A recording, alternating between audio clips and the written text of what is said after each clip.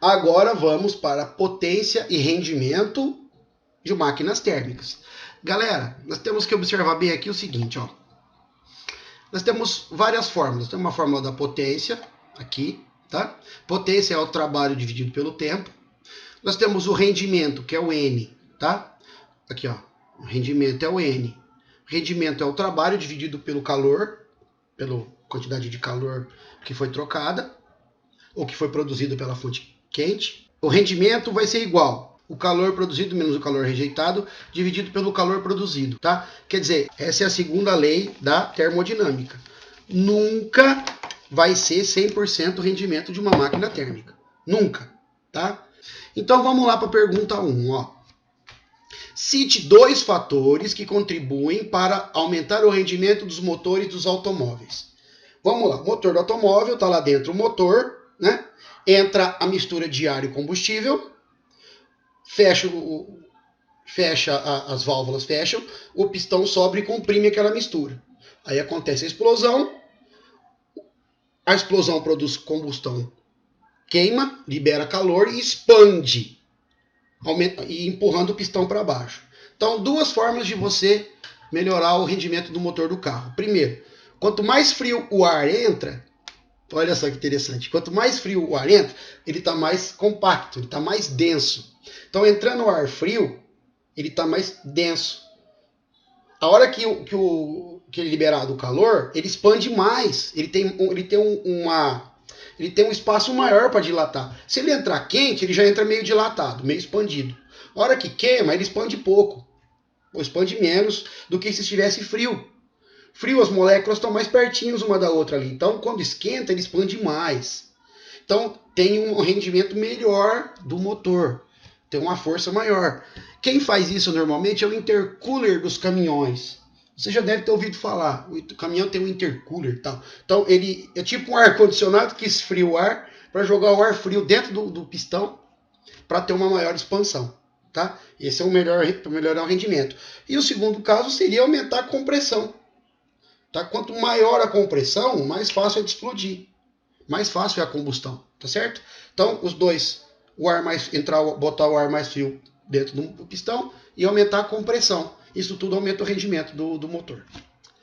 2. O que acontecerá ao rendimento de uma máquina térmica se a temperatura da fonte que emite calor for reduzida em relação à fonte que recebe o mesmo calor? No caso do carro, tá? A fonte que emite calor é o combustível queimando. A hora que joga para fora é a fonte quente. A hora que o ar sai para fora, a temperatura ambiente seria a fonte fria. Então, a diferença de temperatura é o que proporciona o rendimento do motor. Então, se tiver menor temperatura, tem menor rendimento, tem menos energia, ué. Certo? Quanto menor a diferença entre a fonte quente e a fonte fria, menor o rendimento. 3. A queima de combustível no motor de um automóvel produz energia de 176 mil joules, dos quais 43 mil joules são aproveitados no movimento do carro, isto é, para fazer trabalho. Quanto de energia não foi aproveitada? Em que ela foi perdida? Qual o rendimento desse motor? Bom, pessoal, quanto de energia não foi aproveitada? Minha bichinha, eba! Quanto de energia não foi aproveitada? Olha lá, 176 mil menos 43 mil. Então, quanto de energia não foi aproveitada? 133 mil joules não foram aproveitados de energia. Em que ela foi perdida? Para o ambiente. O bloco do motor aqueceu, o radiador jogou fora, porque ele tem que manter o motor frio. Saiu para o ambiente pelo próprio radiador, pelo bloco que perdeu calor. Tá? Nem tudo virou. Só desses 176 mil, somente 43 mil viraram movimento.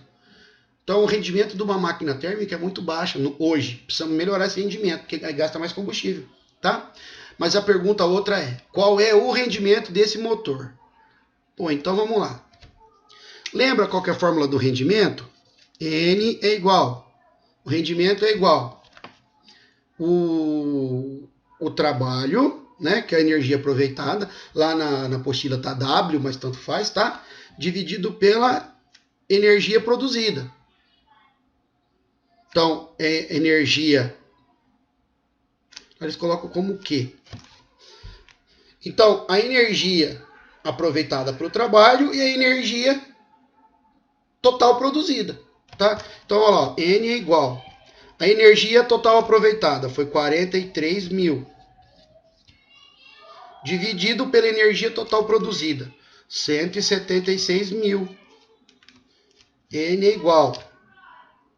Olha só, foi muito, né? Calculadora. Bom, agora eu vou dividir, né? A energia aproveitada, 43 mil, dividido pela energia gerada, 176 mil. É igual a, olha lá, 0,24. Esse é o rendimento, 0,24. Agora, galera, 0,24 é o mesmo que 24%. Se você multiplicar por 100 aqui no caso, fazer vezes 100, tá? Vezes 100 vai dar 24. Então é 24% o rendimento desse motor. Tá certo? Desse exercício aí. Foi 24%. Então esse é a fórmula do rendimento da segunda lei da termodinâmica. Segunda lei da termodinâmica. Tá? Então o rendimento foi de 24% aproximadamente. Então, são valores não tão exatos assim, tá? É tudo meio aproximado. Pergunta 4.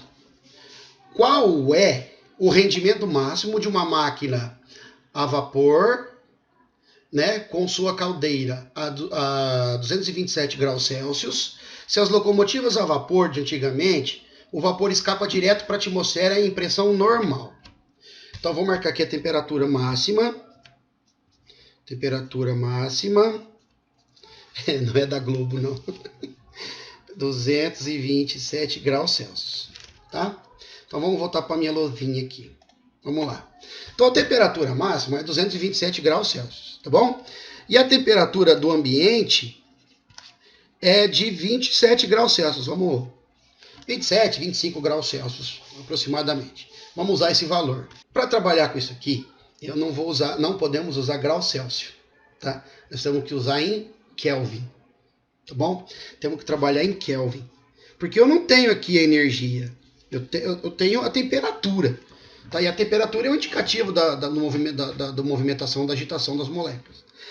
Então, como que eu transformo vocês se lembram, segundo colegial, como que transforma Celsius em Kelvin? Temperatura em Kelvin é igual a temperatura em Celsius mais 273. Então, para obter a temperatura em Kelvin, eu vou pegar a temperatura em Celsius mais 273. Então, 227 mais 273 vai dar 500 K, 500 Kelvin.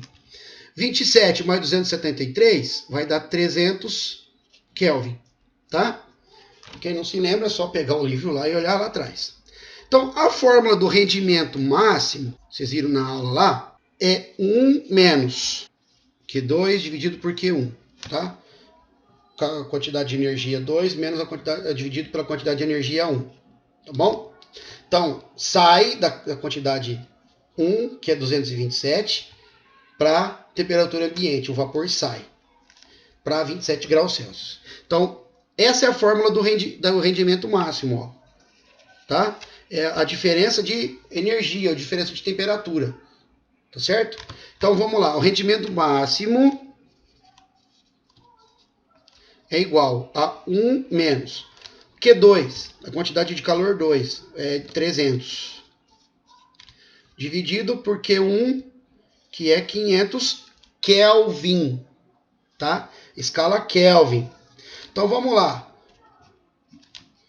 3 dividido por 5, ou 300, pode ser 300 dividido por 500, deu 0,6. Então, ó, o rendimento máximo vai ser igual a 1 menos 0,6. Então, o rendimento máximo vai ser igual a 1 menos 0,6, 0,4. Vezes 100, eu tenho que o rendimento máximo vai ser 40% dessa máquina térmica. Muito bom esse rendimento, hein? Pô, muito bom mesmo esse rendimento dela. Tá? Anotem aí. Agora vamos entrar em outro tema 6. Entropia e degradação de energia. tá? Teve bastante aula disso aí já, vocês assistiram no Centro de Mídias. Entropia, olha, entropia é uma coisa complicada de explicar, tá? A gente tem que procurar bastante. Uma forma de energia se transforma em outra. Entropia sempre é do menor para o maior. Sempre do menos para mais. Quer dizer, eu tenho uma forma de energia aqui, ela vai se transformando em outras formas de energia. Isso é entropia, tá? Nem sempre dá para você reverter e voltar atrás. Nem sempre é reversível, tá? Então aqui está explicando, olha lá. Atividade 1. Vamos ler aqui, ó. O conceito de entropia é diretamente ligado à ideia de degradação da energia. Então, a energia vai se transformando em outra, chega um momento que não dá para a gente aproveitar mais. A ideia é que a energia vai se acabando de tanto que ela vai se transformando. Ou seja, a perda da capacidade de sua utilização ou reutilização. Ao transformar a energia de uma forma em outra, utilizando máquinas, sempre contribuímos para aumentar a energia desordenada, calor, tá? Do meio ambiente. Então, desordenado porque é agitação, você não controla muito bem o calor. Vem na máquina térmica que nós acabamos de falar. Não dá para aproveitar 100% de energia, então a gente não tem muito controle sobre esse calor. Tá certo? A gente segura um pouco aí, mas não controla totalmente. A entropia seria uma medida dessa desordem de uma forma de energia virar em várias, e não tem esse controle. Tá? Então, quanto maior a entropia, maior a quantidade de energia transformada e maior a desordem. Quanto menor a entropia, menor a quantidade de energia transformada, menor as energias em que ela se transforma e você tem um controle maior. Então, muita entropia não é lá muito bom. Mas o universo inteiro usa entropia. Tá? O universo inteiro, uma forma de energia se transforma em outra, e a tendência é sempre aumentar essa desordem das transformações de energia. Olha lá, ó, a entropia seria a medida dessa desordem. Portanto, de acordo com a segunda lei da termodinâmica, que não aproveita 100%, a entropia sempre aumenta, porque sempre perde um pouquinho, e vai perdendo um pouquinho de energia. A primeira lei da termodinâmica é fundamentada no princípio da conservação da energia, que diz: a energia não pode ser criada nem destruída, apenas transformada de uma forma em outra. Ou seja, a quantidade de energia total permanece. Sim, a quantidade de energia total permanece, mas só que em tantas formas diferentes que não dá para aproveitar. É o que fala a entropia. Mas pensando nisso, surge uma questão. Frequentemente a mídia discute a crise energética, o excesso de consumo de energia, a necessidade de racionalização do seu uso. Ora, se a energia se conserva, significa que ela não se perde. Sim, o valor das somas totais das energias. Então, por que se fala em crise de energia? Você não se perde. Por que se preocupar com o seu consumo? Por que se preocupar com as fontes de energia? Será que a energia pode acabar? Sabemos que uma parte de energia é sempre degradada em um ciclo. Os fenômenos reais são, portanto, irreversíveis. Os fenômenos reais, os que acontecem na vida real, são irreversíveis, tá? Tipo, queimei uma vela, a energia que estava na parafina, acabou. Não tem como eu pegar a energia do ar de novo e botar de volta. O carro queimou o combustível, não tem como eu pegar a energia do ar de novo e pôr de volta lá dentro. Então não é reversível essa energia, esse processo de transformação de energia. E a gente não usa a energia, usa a transformação dela. A gente sempre aproveita uma energia quando transforma em outra. A gente aproveita o trabalho dela.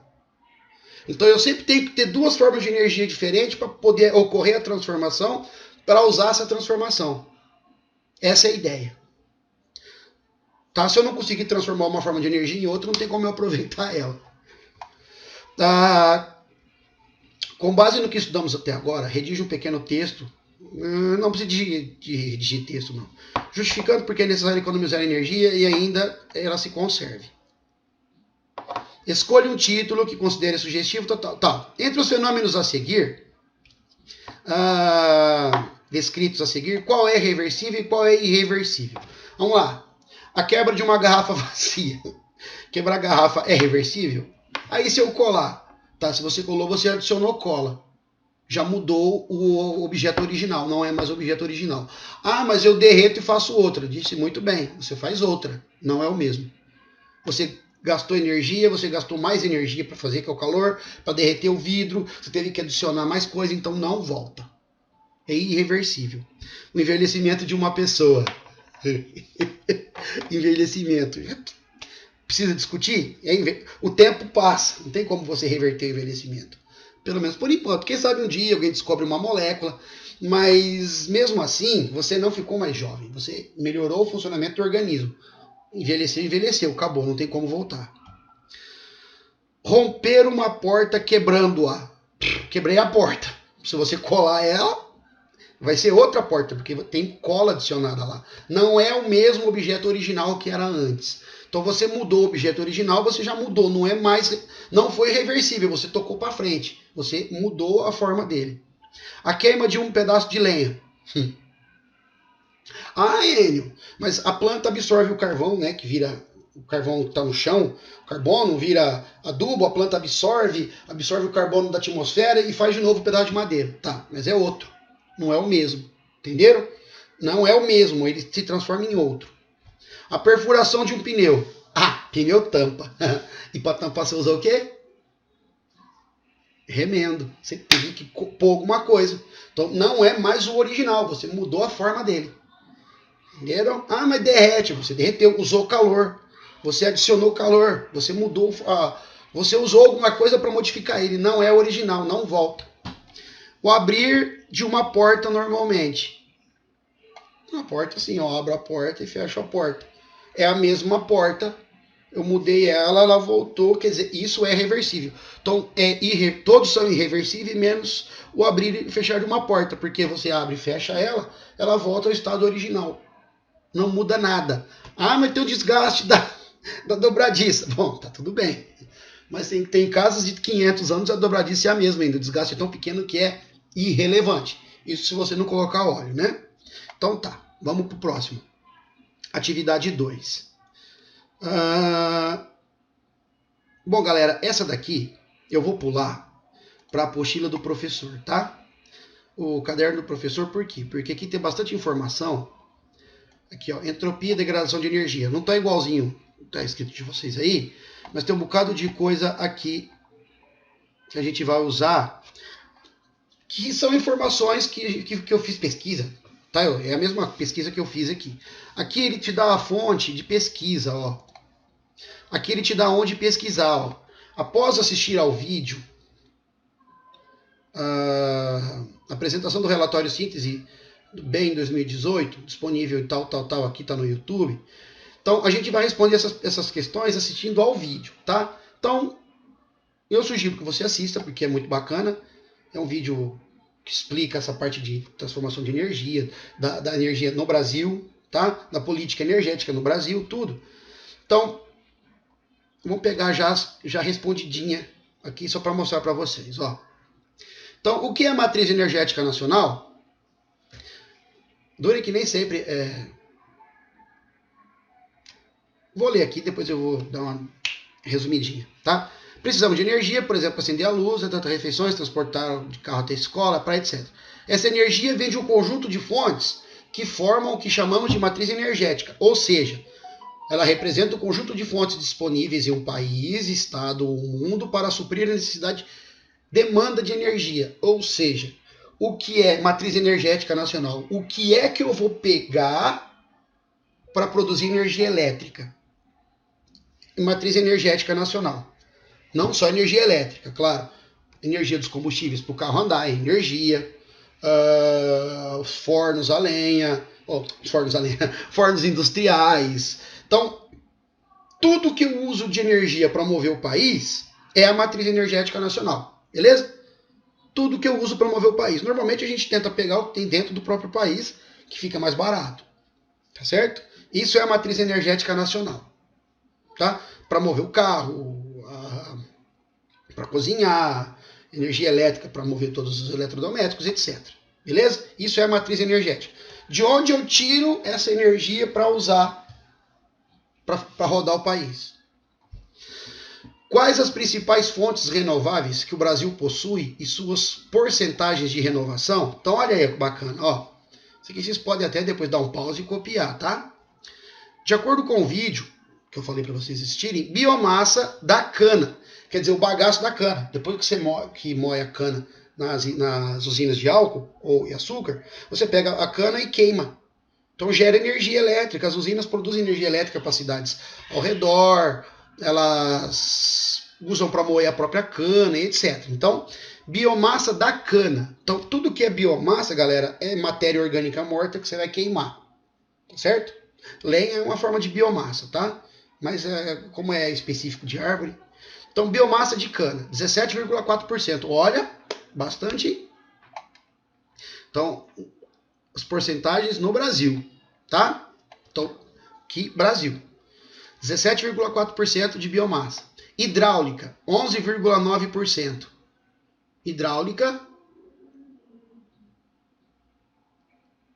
da água, tá? Lenha e carvão vegetal. É renovável, lenha? É, se você plantar, é. Se você plantar a floresta, se você plantar as árvores, você derrubar, você replanta novamente, ela é renovável. Então o legal é que ela tira o carbono que ela botou para a atmosfera na queima, ela absorve de volta. 8%. Lixívia e outras renováveis, 5,8%. Aí vocês pesquisam o que é lixívia, que agora eu vou tocar para frente o barco aqui, tá? Então, olha só. As principais fontes renováveis e sua porcentagem de renovação. Então, a biomassa de cana, a gente reaproveita 17%. A hidráulica reaproveita 11%. Ai, mas a hidráulica a água não reaproveita? Tá, gente, a mesma água não. Ela vai, evapora, volta, outro ciclo. Então, seria outra água, tá? Entre aspas. Quais as principais fontes não renováveis que o Brasil possui? Veja, carvão vegetal é renovável porque nasce. Aqui está carvão mineral. Carvão mineral ele já foi fossilizado, então não renova mais. Então, petróleo e derivados, 36,2% da energia que o país usa vem do petróleo e derivados, tá? Petróleo quer dizer gasolina, óleo diesel, querosene, essas coisas. Gás natural, 12,9%. Carvão mineral, que é o que eu falei que não dá para reaproveitar, 5,6%. Esse aqui que tem que cortar, tem que parar de usar esse. Urânio, 1,4%. Onde que usa urânio? Nas termonucleares, usinas termoelétricas, tá? Ou nucleares, termonucleares. Onde que tem? Angra dos Reis, Rio de Janeiro. Tá? São 3, Angra 1, Angra 2. Angra 3 não está funcionando ainda, são 2. É tudo uma do lado da outra, tá? São reatores nucleares. E eles produzem 1,4% da energia no Brasil. Aqui alimenta só o Rio de Janeiro, claro, né?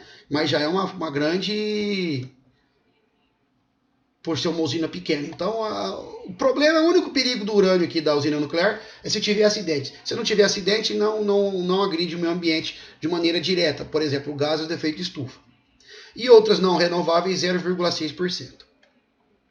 Qual a comparação podemos estabelecer entre a matriz energética do Brasil e de outros países? O Brasil tem uma matriz muito renovável comparada aos outros países, devido à extensão de terra que você pode plantar. O álcool, a cana, o álcool é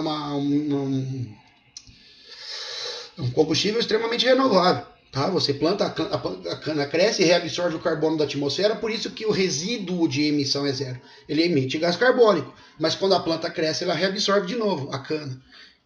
Água, né? 80% da energia elétrica no Brasil é produzida através da água, energia elétrica. Nós estamos falando das energias em geral, tá? Todo tipo de energia. Então o Brasil está em vantagem nesse sentido. Pena que não sabe usar a cabeça, os brasileiros. Gente, a extensão territorial, se quiser colocar energia solar, olha aí, energia solar, a extensão que nós temos, o sol que pega aqui, mas dá para produzir muita energia. O que podemos dizer sobre as fontes de geração de energia elétrica? Qual representa a maior porcentagem? Então, conforme a tabela do vídeo, vamos lá, ó. Temos a seguinte distribuição das fontes de energia elétrica. Indústrias liderando com 33,3%, consome, tá? Que é Não, perdão, energia, geração. Tá, geração. Então, as indústrias geram 33% de energia, transporte 32,5%, residência 9,6%, setor energético 10%, agropecuária 4%, serviços, por fim, uso não energético 5,8%. 6. Estabeleça um comparativo entre os países com relação de emissão de CO2. Aí vem uma questão séria do ambiente, né? Os países. Estados Unidos. Agora tá falando lá, isso é tonelada por ano. Esqueci agora. Mas vamos lá, Estados Unidos. 15,5 toneladas. China, 6,6 toneladas. Olha, a gente fala, a China polui muito lá, a capital, Pequim lá, muito poluída por causa da emissão de gás carbônico. Mas olha os Estados Unidos. Cara, os Estados Unidos emite muito gás carbônico, hein? A União Europeia, 6,3 toneladas. Brasil, 2,2 toneladas. Olha lá. De produção de gás carbônico por habitante. Está aqui, ó. Estados Unidos é 15,5 toneladas por pessoa. No Brasil, nós estamos com 2,2 toneladas por pessoa. É questão que nós temos a Amazônia, né? A Amazônia não é que ela gera o oxigênio para a gente respirar. Ela filtra esse carbono que esse pessoal emite, né? Então é um problema sério. Vamos ver lá, essas perguntas estão aqui. Bom, pessoal, tá ali o comparativo, tá? Vocês viram lá o comparativo de emissão. Vocês podem dar um pause e copiar aqui por habitante. Encerramos por aqui a parte de energética, matriz energética. E a apostila 2 está encerrada. A gente continua na próxima depois. Espero que eu tenha ajudado vocês nessa. Junto com as aulas do Centro de Mídias, eu vou corrigindo aqui. Apesar que eu não sei se eles falaram tanto disso, mas anotem, deixem guardadinho, que é bom para vocês.